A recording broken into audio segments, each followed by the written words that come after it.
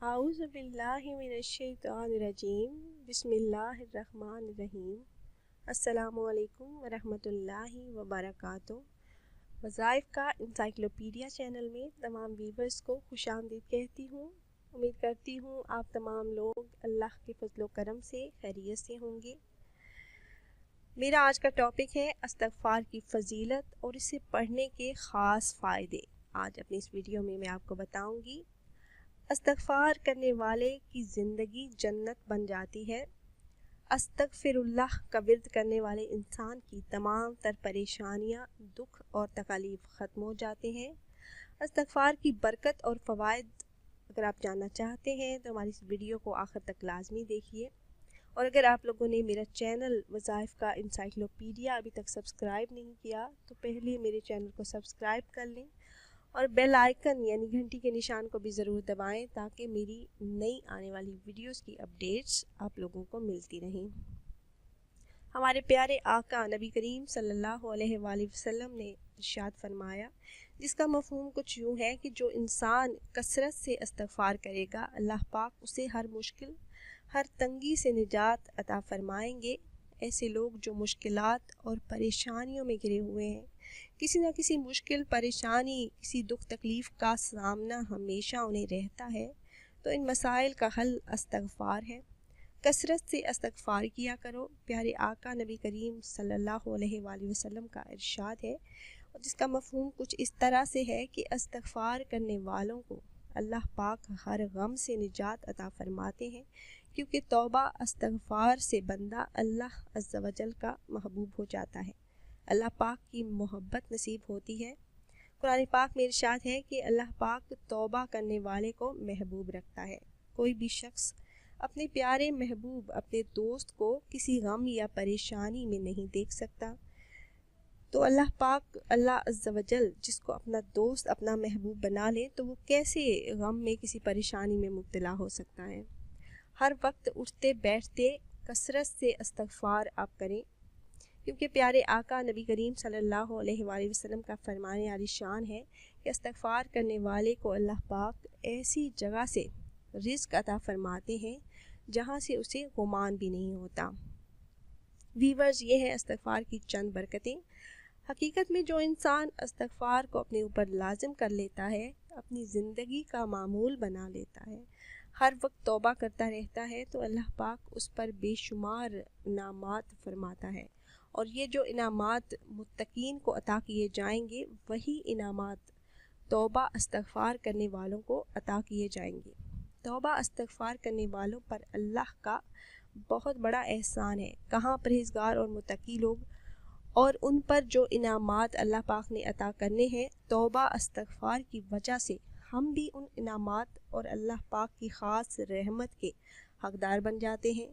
تو آپ نے کوشش یہ کرنی ہے کہ استغفار کو اپنی زبانوں کا وظیفہ بنا لیں، جتنا بھی ہو سکے، جتنا بھی فارغ وقت آپ کو ملے آپ استغفار کرتے رہیں، کیونکہ جو شخص اللہ پاک سے ڈرتا ہے، اللہ پاک اس کے لیے نجات کی شکل نکال دیتے ہیں، نجات کے راستے نکال دیتے ہیں، اور اس انسان کو ایسی جگہ سے رزق عطا فرماتے ہیں جہاں سے اسے گمان بھی نہیں ہوتا۔ تو اب میں آپ کو بتاتی ہوں آپ نے استغفار کس طرح کرنی ہے اور اس کا طریقہ کیا ہے۔ استغفار کا ایک وظیفہ میں اپنی اس ویڈیو میں آپ سے شیئر کروں گی۔ ایک بار ثواب کی نیت سے میرے ساتھ مل کر درود پاک پڑھ لیجئے۔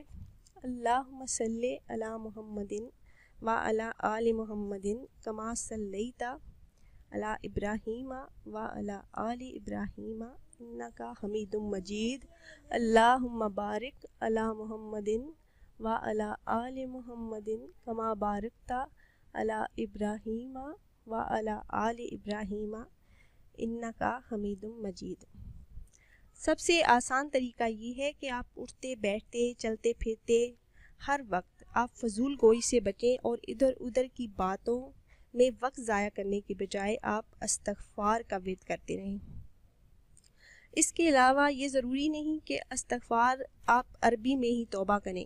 جب بھی آپ دعا کریں تو آپ اپنے گناہوں کو یاد کر کے ان پر نادم ہو کر تو آپ توبہ کریں، اللہ پاک سے اپنے گناہوں کی معافی مانگیں، تو ان گناہوں سے بچنے کی نیت کریں۔ اللہ عز و جل مجھے ان گناہوں سے محفوظ فرمانا، اور میں سچی نیت کرتا ہوں کہ آئندہ ان گناہوں سے بچنے کی کوشش کرتا رہوں گا۔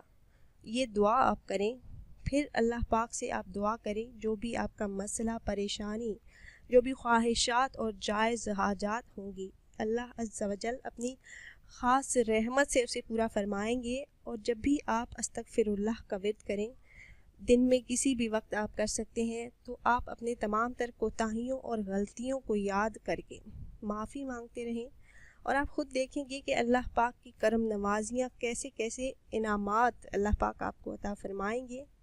وظیفہ یہ ہے کہ آپ نے آسان طریقہ استغفار کا یہ ہے کہ آپ نے صبح کی نماز کے بعد، یعنی نماز فجر کے بعد 100 مرتبہ ایک تسبیح اول آخر درود ابراہیمی 3 مرتبہ آپ نے پڑھ لینی ہے۔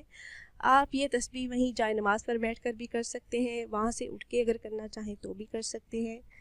تو ایک تسبیح آپ استغفر اللہ کی کر لیں نماز فجر کے بعد، اور ایک تسبیح نماز مغرب کے بعد آپ استغفر اللہ کی کر لیں۔ طریقہ وہی ہے، ایک تسبیح آپ نے 100 مرتبہ استغفر اللہ کا ورد کرنا ہے، اول آخر درود ابراہیمی پڑھنا ہے 3 مرتبہ۔